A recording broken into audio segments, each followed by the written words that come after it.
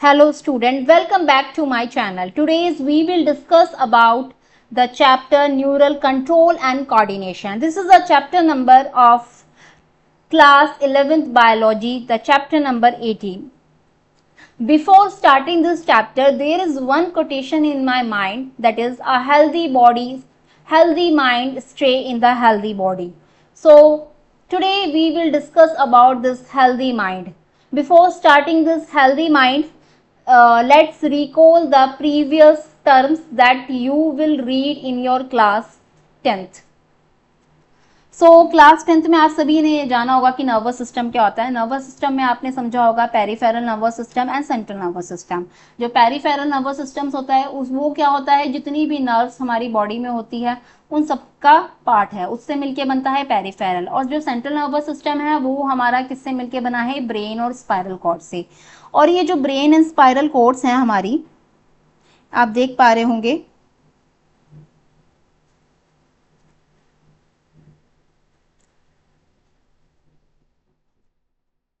ये हमारी ब्रेन और स्पाइरल कॉर्ड्स जो है हमारी, ये प्रोटेक्टेड होती हैं सबसे पहले हमारे स्कल से और वर्टिबल कॉलम से।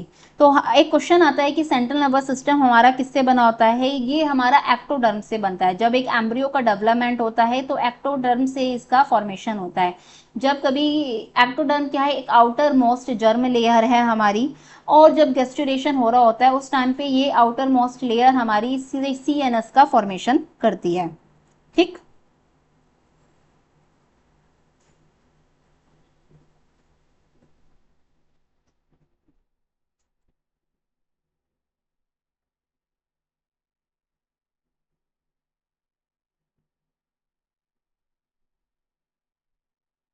तो अगर हम देखें ब्रेन के अंदर, ब्रेन का जो फंक्शन है अगर हम देखें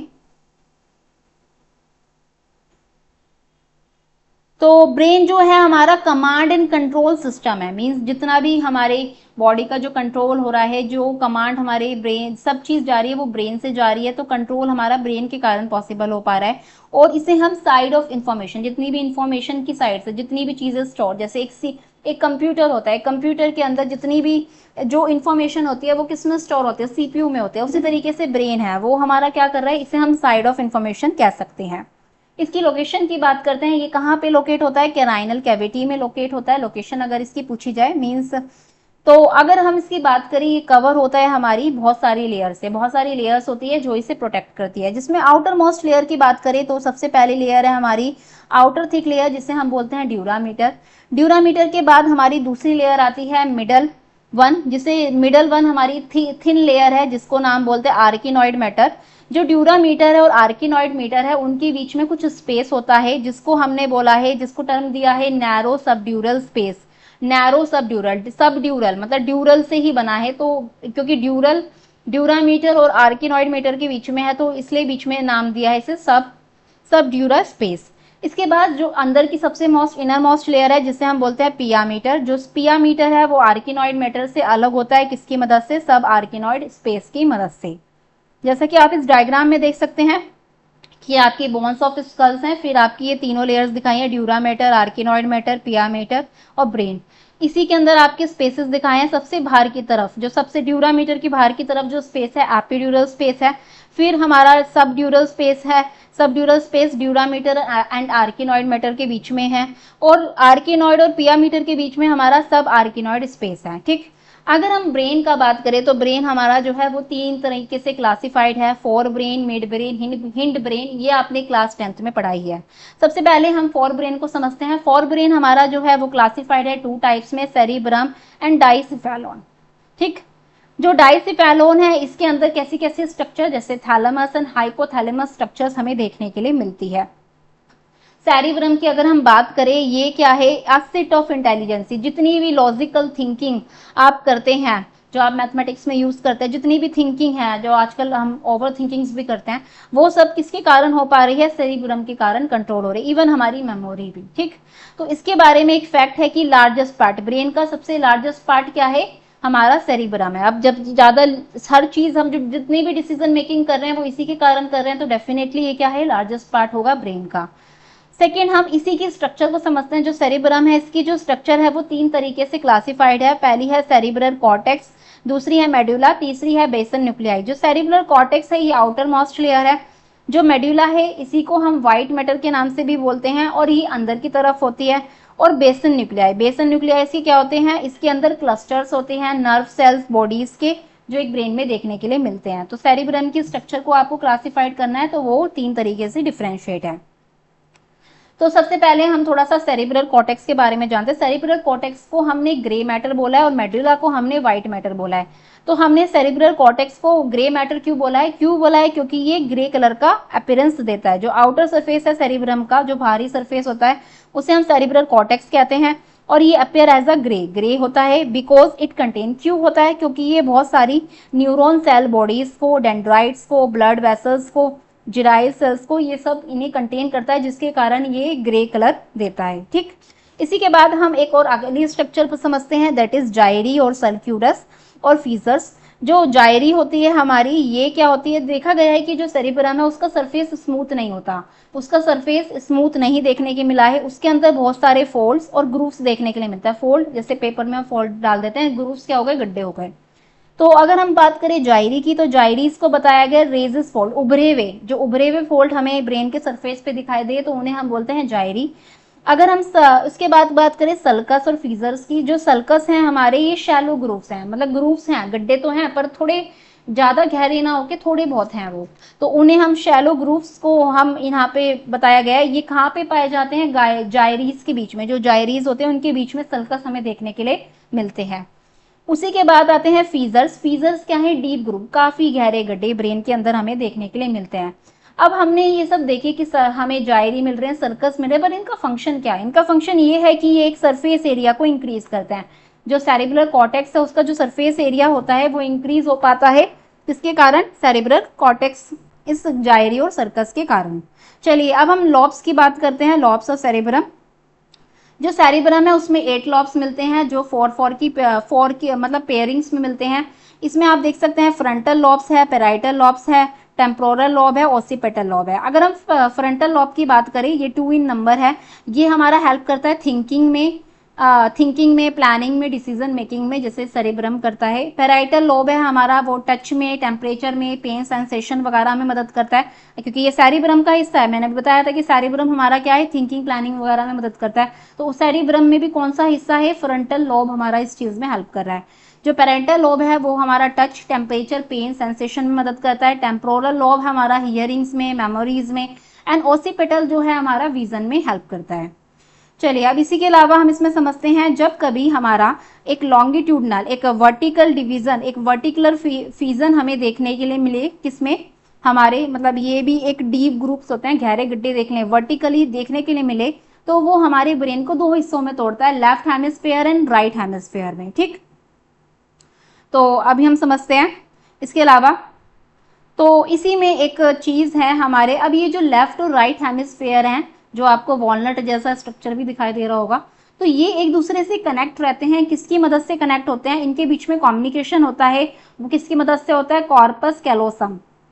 तो इसके बारे में बताया है, ये ट्रैक्ट्स है व्हाइट मैटर का, जो कनेक्ट करता है लेफ्ट एंड राइट हेमिस्फेयर को और कम्युनिकेशन इनके बीच में प्रोवाइड करता है।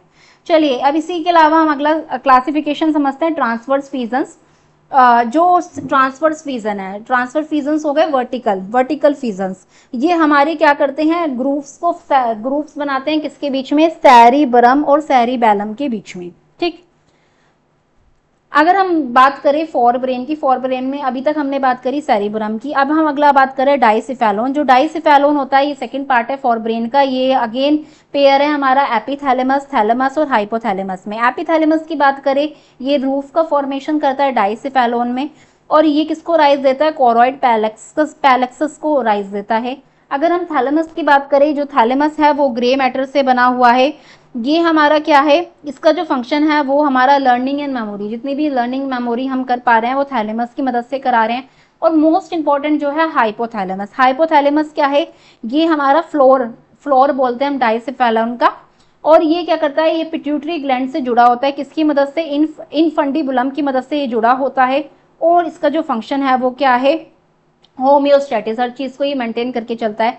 चाहे हॉर्मोन्स हो या कुछ भी हो, जैसे कि बॉडी टेम्परेचर को मेंटेन करेगा, हंगर, थ्रस्ट, भूख लग रही है नहीं लग रही है, प्यास कब लग रही है, उन सबको सॉरी, हॉर्मोन्स को, इमोशनल रिस्पॉन्स, ये सभी की सभी चीजें हाइपोथैलेमस की मदद से होता है। और इसी हाइपोथैलेमस का आप रोल जब आप हार्मोन वाला चैप्टर पढ़ेंगे उसमें आप समझेंगे थोड़ा और अच्छे से।